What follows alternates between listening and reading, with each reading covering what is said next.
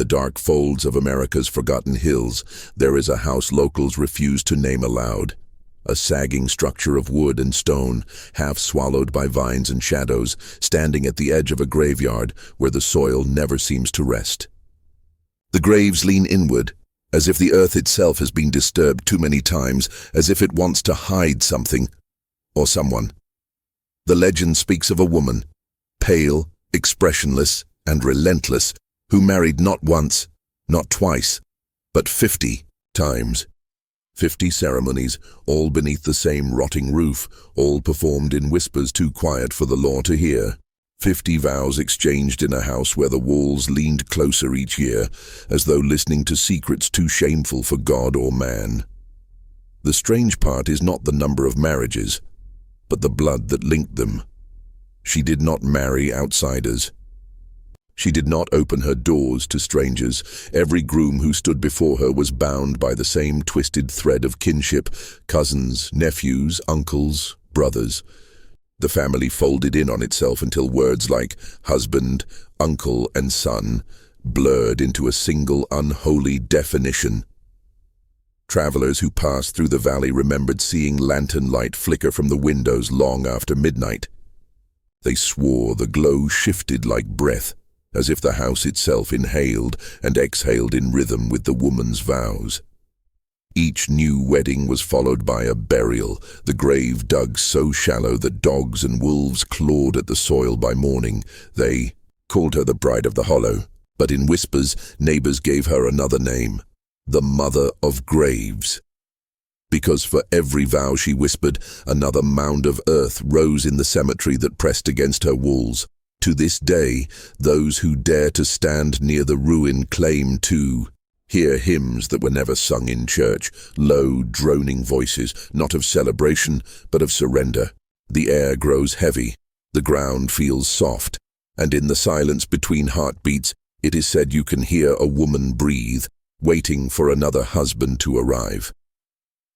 The mystery of the Hollow Bride begins not with her, but with the house itself. Long before she was born, the land was already feared. Old records, what little remain unburned, tell of a cabin raised on cursed soil, a patch where settlers found bones far older than the county itself. Some claimed the ground had once been an Indian burial mound, disturbed and desecrated by greedy hands. Others whispered of something darker, a pact struck by the land's first owner, a man who promised the soil fresh bodies in exchange for prosperity. When the woman was born, neighbors said she did not cry. She opened her eyes, hollow and unblinking, as if she had already seen death and recognized it as kin. Her mother died within weeks, her body buried behind the cabin. By the time she was 12, the girl was described as eerily still, often staring at the graves as if waiting for them to speak. The first marriage was not recorded. There are no certificates, no church notes, no legal trace. What is known comes from the whispers of old men who remembered seeing lanterns lit in the hollow on a night when no preacher rode through. They said her groom was her cousin, barely older than her, a boy who trembled as though he knew what they were doing could never be spoken of. From that point, the line between family and marriage blurred beyond recognition. Each ceremony erased one grave and raised another. Some men simply vanished, their names swallowed by silence. Others wasted away inside the house, their faces pale, their voices never heard again. A few were said to wander outside in the night, muttering prayers before vanishing into the woods. Strangest of all, neighbors swore the house changed with every wedding. Beams sagged, floors creaked in new places, and windows seemed to shrink, as though the walls were closing in on the couple. Inside, by the 10th marriage, the roof bent low, and the graveyard had doubled in size. Children were born, but they never stayed long. Some died within days, their tiny bodies carried into the cemetery before anyone beyond the hollow even knew they had existed. Others survived but were said to be strange, faces too similar to their parents, eyes too wide, expressions blank as carved dolls. A teacher once tried to enroll one of the girls in school, but after 3 weeks the child vanished, and no one spoke her name again. The county courthouse has no records, but the census books tell a different story. Names repeat, ages shift, children appear and disappear between decades as if they had been written and erased by a trembling hand. In one census, the bride is listed as a wife. In another, she appears as a daughter. Later, she returns as a widow, then as a mother, then once again as a bride. It is as though she wore roles like masks, slipping one on as another slipped off, never aging, always present. By the time her 50th marriage was whispered of, the house had become more graveyard than home. Wooden crosses leaned like crooked teeth, the soil was pocked with shallow depressions, and yet the lantern still burned in the window. When neighbors passed by, from a distance, always from a distance, they said they could see her standing there, pale, motionless, staring out with eyes that reflected the light too brightly, as though something inside her was hollow, glowing from within. To this day, no one knows what bound her to that ritual. Was it madness, a family curse, or the soil itself demanding its due? All that remains certain is that in the hollow where she lived, silence lingers, graves multiply, and the mystery of the woman who married 50 times refuses to die. The further you dig into the story of the Hollow Bride, the more disturbing the fragments become. Every account is fractured, torn from courthouse ledgers, whispered through neighbors' fears, or found in diaries hidden in attics. But when these pieces are stitched together, they reveal something grotesque, a life and lineage that devoured itself, leaving behind echoes too twisted to ignore. The house where she lived was never large, but by the time her legend spread, it had become a labyrinth of decay. Walls were patched with mismatched boards, floors sagged so deeply that visitors swore the house seemed to breathe beneath their feet.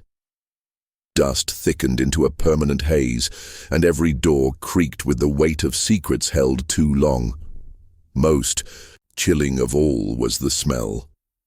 Neighbors who dared approach claimed the air always carried the scent of turned soil, as though the graveyard were exhaling through the house itself. Inside, the ceremonies were described in hushed tones. Some say she dressed in the same gown for each of her 50 marriages, a faded white dress with seams constantly restitched, stained darker at the hem with each burial that followed. A local midwife once confessed on her deathbed that she had been brought to the house after one of the unions asked to tend to a child who had been born weak and pale. The midwife swore she saw the bride standing over the infant, her face expressionless, as if she were watching not her child, but another grave being dug. The men she married rarely survived long. Stories differ. Some say sickness took them. Others whisper of knives, poison, or hands pressed too tightly around throats in the night. What was consistent was the graves. Each new husband meant another wooden cross planted behind the house, until the cemetery became a forest of death, sprouting from poisoned earth. There were neighbors who claimed to see figures at night. Men, stumbling barefoot from the house, eyes hollow, muttering prayers in broken voices. Sometimes they vanished into the woods. Sometimes they collapsed before reaching the road, and by morning their bodies were gone, as though the soil itself had swallowed them whole. One farmer even reported following bloody footprints from his barn to the edge of the hollow, where they simply ended in the grass, as though the man had been lifted straight into the air. The children were perhaps the most disturbing part of her legacy. Accounts speak of boys and girls with faces too similar, like reflections of each other, blurred in murky water. Some walked on all fours long after they should have stood upright. Others never spoke, their mouths opening only to release guttural sounds, as if their voices had been broken before birth. A teacher recalled one child who simply stared out the window all day, unmoving, unblinking, her pupils wide and black. The girl disappeared within weeks, and when the teacher asked neighbors what happened, they only shook their heads and muttered, "Best not to ask." Doctors who ventured into the valley often returned with strange tales.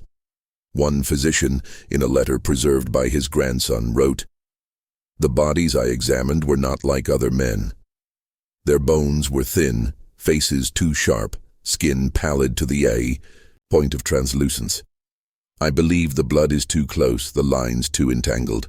Yet I felt watched as I wrote my notes, as though she herself would not allow me to speak." The letter ends abruptly, with a blot of ink, and the doctor left the county soon after. What cannot be ignored is the fire. By the time she had married her 50th husband, the house stood almost completely surrounded by graves. One December night, flames consumed the cabin, lighting the ridge like a funeral pyre. But when neighbors came to see, no bodies were found in the ashes. The graves had been disturbed, the soil freshly turned, as if the dead had been unearthed and carried away. People swore they saw pale figures moving through the trees, carrying bundles too heavy to be food or clothes. Some claimed the woman was among them, her gown trailing flames that did not consume her. For decades afterward, hunters and travelers reported sightings deep in the woods. Families living in shacks with no chimneys, their skin pale as moonlight, their speech strange and broken. Children who stared too long, eyes wide and empty, before vanishing back into the trees. These accounts were dismissed as folklore, but too many came from men who had nothing to gain by lying. What makes the story most disturbing is not just the horror of one woman's actions, but the silence that followed. Courthouse records vanished, in fires. Bibles with missing pages surfaced in estate sales, names carefully cut out. Even census books bear scars, with entire families reduced to blank spaces where their names should be. It is as if someone, or something, wanted to erase them, but could never fully succeed. And still the graves remain.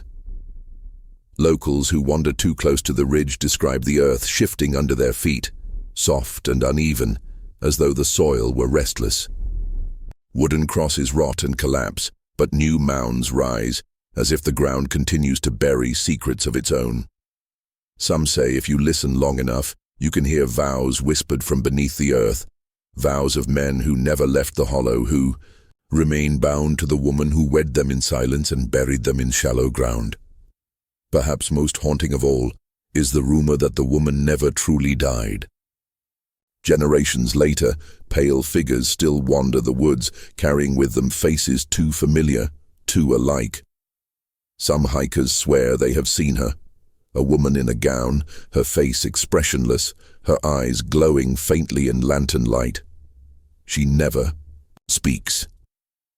She only stares, as if waiting for another groom to arrive, another grave to be filled.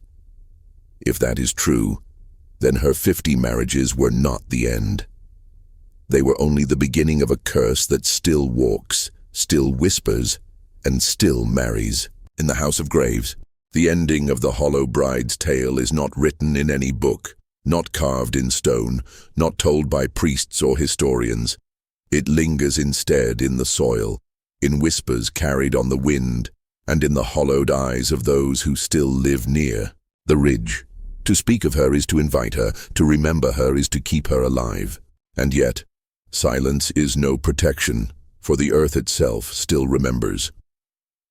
After the fire, the ruins of her house stood blackened for decades.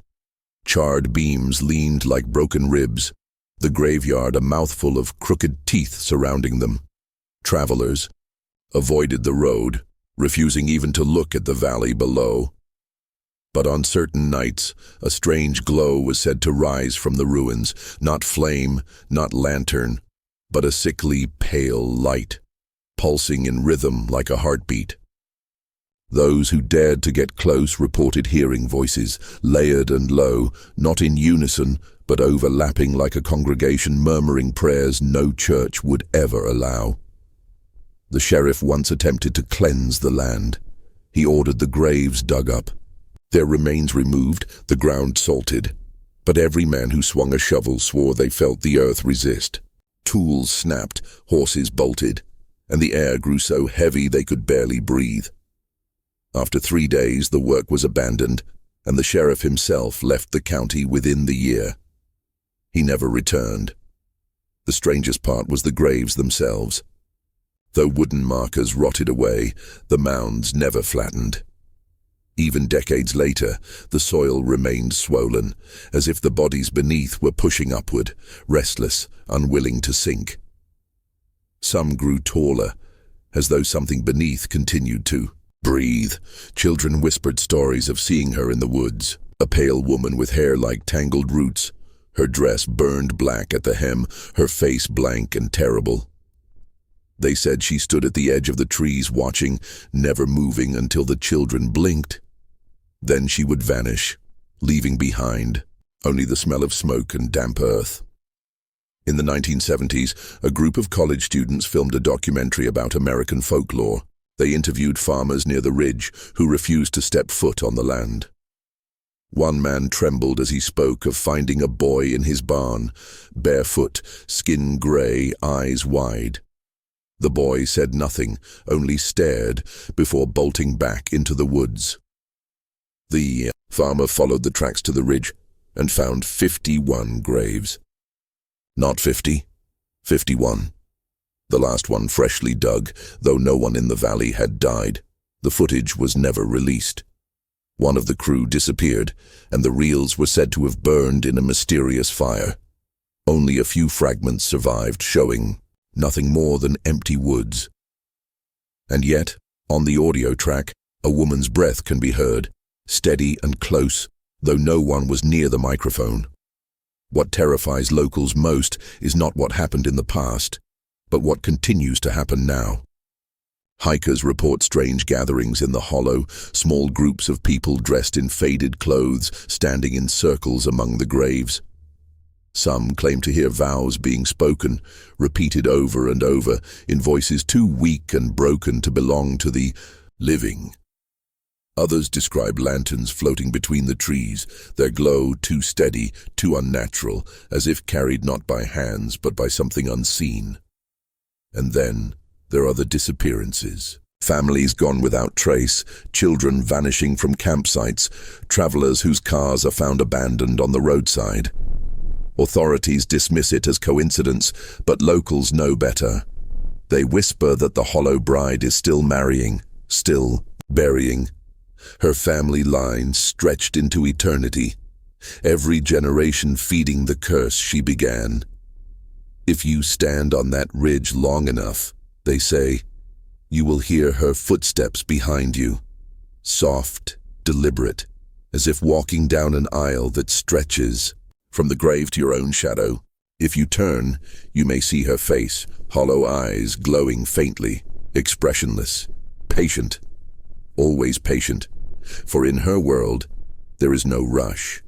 There is only the next vow, the next grave, the next body to feed the soil. And when you leave, if you manage to leave, you may carry something with you. A silence too heavy, a dream too vivid, a whisper that follows you home, calling you husband, wife, or child, binding you to vows you never spoke. Because the curse of the hollow bride is not bound to the house, nor the graves, nor even the land. It is bound to the story itself. And now that you have heard it, she knows your name.